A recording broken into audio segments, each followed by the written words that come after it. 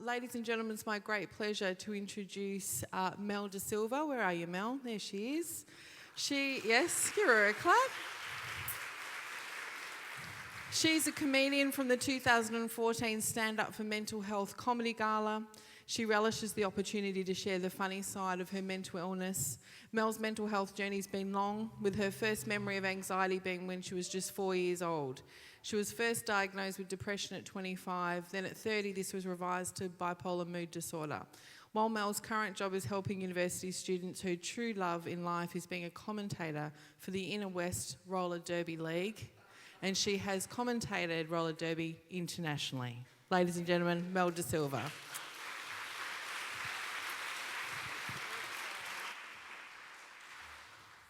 That's all right, I don't mind falling. I'm with the roller derby crew.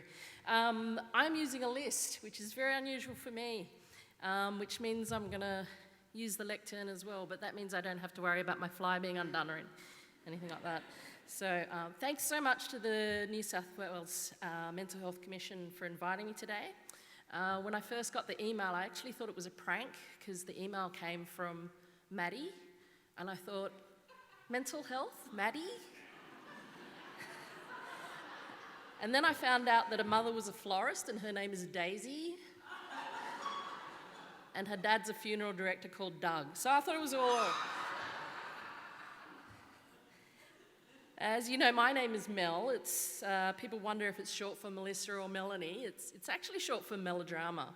And that's explained by the whole born with bipolar thing. I learned stand up, as Nellie just said, through a group called Stand Up for Mental Health. And if you think I'm funny, if you think Zach's funny, he's going to come on a bit later, you're welcome to hire us for conferences and events. If you don't think we're funny, why don't you hire us for, creepy Uncle Phil's next birthday party? Serve him right. I was pretty nervous getting ready for today, and I wanted to look my best, so I looked through my sock drawer and I noticed all my socks had holes in them, and then I realised that's actually how you get your foot in.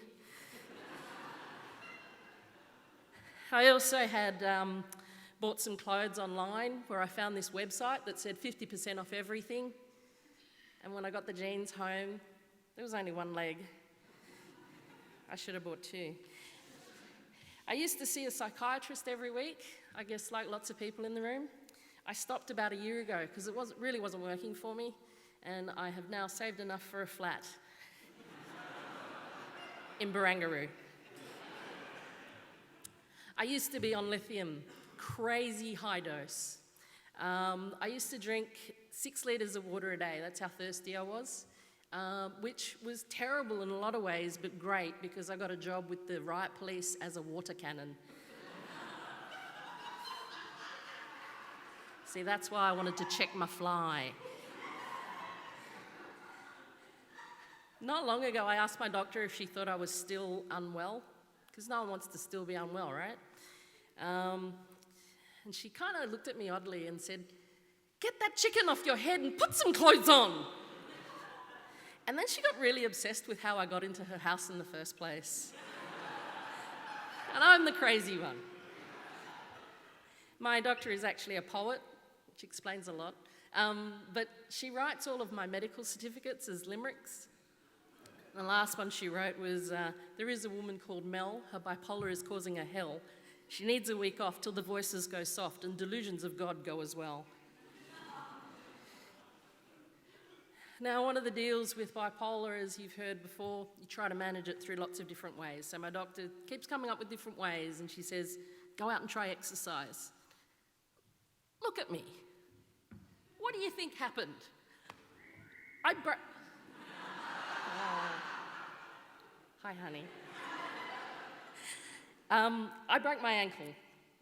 It was very, very painful, but it did enable me to sit on the bus and say, "Can you hold my crutch for me?" True story. So doctor said, go out and do something relaxing. So I went snorkeling. And during the safety demonstration, which I thought was a little odd, he said, don't touch the turtles, and if you see a shark, swim away faster than the person next to you. So I thought, what could go wrong? I wasn't actually surprised when I got bitten. I was surprised that it was by another swimmer, because I thought lunch was included in the price. So then the doctor says, why don't you try being charitable? So I went home and broke up with my wife. Oh, awkward laughter, isn't it?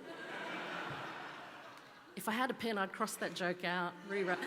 Just so you know, my ex-wife is cacking herself. So she had to move out. We found her the perfect flat, except it didn't have a bath. And I said, darling, don't worry, you can come over here anytime you like and use my bath. I should have specified. She used it to keep her drinks cold for her housewarming party. It was very intimidating having all of that glass floating around my naked body. So the doctor says, try something new, go out, develop your skills. So I became a roller derby commentator. I am constantly surrounded by tough, smart, hot women. There's no punchline, I'm just bragging. So the doctor said, go out and do something fun and nice for yourself. So I thought, oh, my best friend gets back from 3 months holiday. I'll go pick her up from the airport. And I wanted to impress. So I wore a suit, but I had bipolar. So I also wore a pink tutu, a big glitter bow tie, and a very, very tall top hat. And while I was waiting for the plane, a bunch of people kept asking me questions. One guy said, which gate is my plane coming from? Another woman said, I know, right? Another woman said, why is my plane delayed? And this guy comes up and says, how long have you been a pilot for Jetstar? And then my friend finally came through the gate. She took one look at me and said, you look awfully funny. You're off your meds, aren't you? That was actually 3 days ago. I haven't slept, so I'm going to go. Thank you.